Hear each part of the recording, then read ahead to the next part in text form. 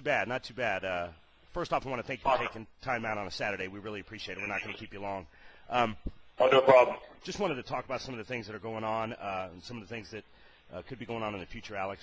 We're going to hit on Testament, obviously, because that's where most of our members know you from. But in doing research for the interview, I came across something that I don't think a lot of people in the metal circle would know about.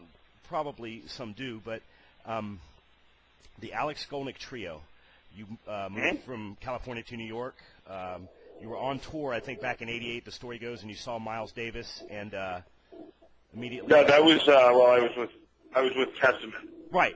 You were on tour, but you were on tour with Testament, and you saw something. Oh yeah, yes. You saw Miles Davis and kind of lit the fire for jazz. You moved to New York, finished up your bachelor's degree. Tell us a little bit about the Alex Skolnick Trio. Okay. Well, it's funny because these people think I've been in Testament this whole time. I've actually been out of Testament. Right. For like more than half of its existence. yeah, I understand. And during that other half, I moved to New York. I got a music degree and played nothing but jazz for several years. And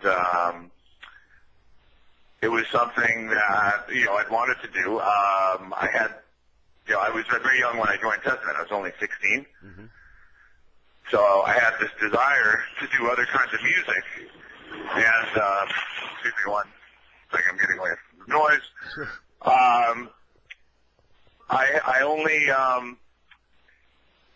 It was only in '92 when I made the decision to really just move forward and study jazz and other kinds of music. And while I was in New York, I still live in New York, by the way. Mm-hmm. A short time after I moved to New York, I met my drummer, Matt Dabrowski, and we just wanted to do a jazz guitar trio. That was the whole idea, just not to play anything different, other than, we were just going to be a typical jazz guitar trio. And then I got the idea to start bringing in hard rock tunes, but arranged for, modern, sophisticated acoustic jazz. Mm-hmm. And that kind of started the thing. And long story short, we've toured all over the world. We have a new CD coming out next year. I think it's going to be our best one yet, mostly original songs. Mm-hmm. And it's been exciting. It's been a bit of a challenge because I've been balancing it with Testament, and it was only music that I started playing with Testament again. Mm-hmm. But now we've got this balance, and it's great. I think this next one's going to appeal to rock fans, but it's definitely more of an acoustic jazz album. Right. Definitely tailored towards acoustic jazz fans. So if you're not into that kind of music, you might not get it. Right. And I think, I'm not a guitarist, Alex, but I think that, you can kind of see the correlation between, heavy metal or hard rock guitar and, jazz guitar. Both of them seem pretty technical as far as, other forms, so kind of fell right in the line for you, right? Right. Oh, I mean, it's, the technique was definitely something that fell into line. Mm-hmm. There were other things about it that were really, like as far as the rhythm of it is really a challenge. It's a very, very different type of rhythm. The dynamics are different. The dynamics are a challenge. Yeah. But it's, it took years. It took years, just like starting over to be able to do it. Right. But, once it came together, once my rhythmic awareness, my, sensitivity on the instrument caught up to my technique, then they really started to come together. Yeah. And, as you mentioned, Alex, you had been out of Testament for a while, but got back with the band recently. Formation of Damnation was a very critically acclaimed album that was released last year. What kind of led to your decision to go back to Testament? Was it something that just fit at the time, or? Basically, the band got to the point where they've been through a lot of different lineups, mm-hmm. and I think they felt like I think they've gotten tired of it, actually. Because there were all these lineup changes. There were all these changes in the industry. They had a really bad experience with their record label at the time, Spitfire, which is, no longer their label. So they kind of got to the point where they just wanted to get the original guys together, do a few reunion shows, and just have a good time. There was no intention to do an album. There was no intention to tour beyond a few reunion shows. But then what happened was the reunion, we had a good time. We realized we could get along. There was, everybody had changed a lot over the years. And with no pressure, we were actually able to enjoy it and do some good music. So the album that came out of that, Formation of Damnation, was done with that approach. Yeah. Like, we don't have to do this. We're going to do this because we want to, because it'll be fun.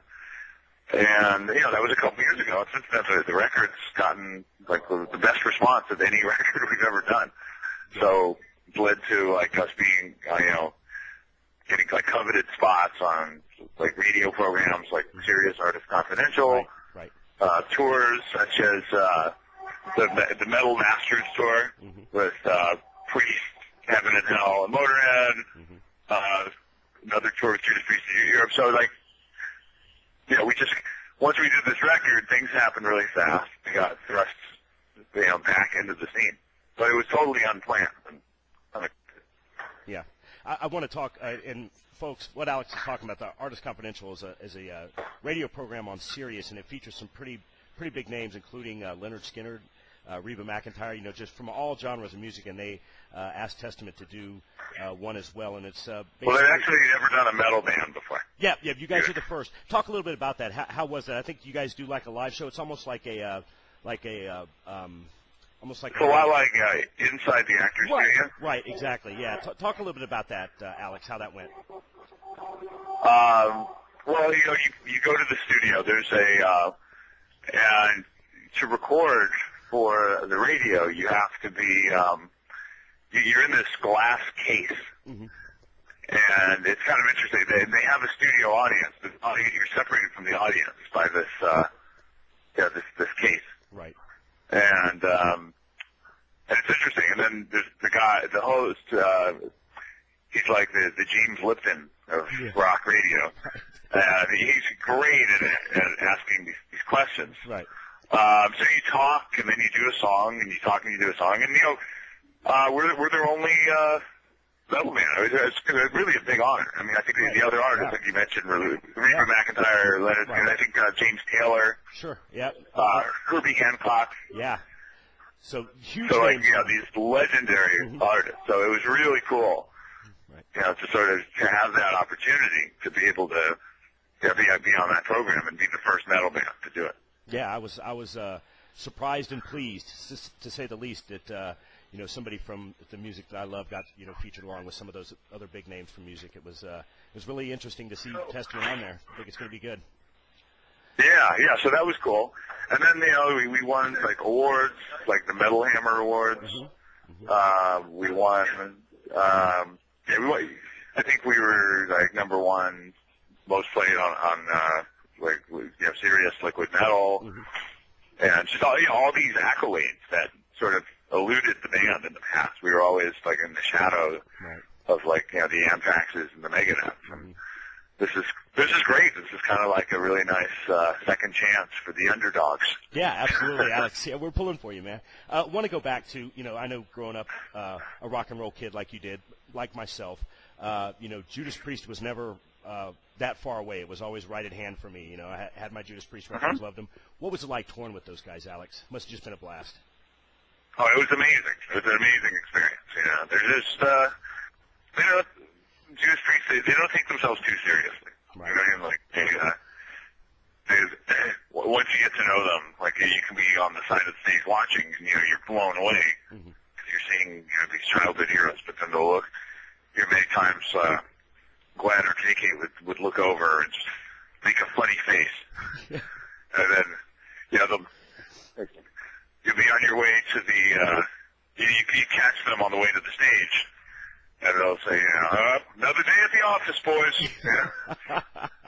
Yeah, they've kind of been there and done that. Yeah, they're awesome. Yeah.